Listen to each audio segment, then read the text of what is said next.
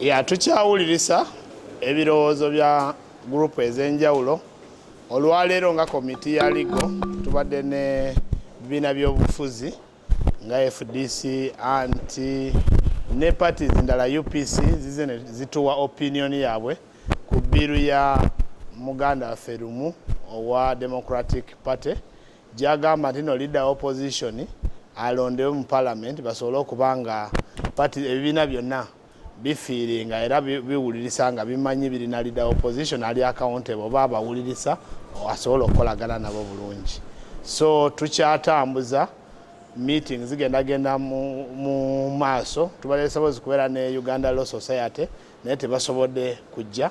So tukyawulirisa zino opinion zonna we tunaamala ozisolooza nga committee then tujja kubikombayininga then tule mu meeting nga committee under the leadership ya chairperson waffe Honorable Baka Mugabi Stephen, then we tutuula tukole report, then report tugitwale ku floor ya parliament kati ababaka ba parliament be basalawo ekisembe.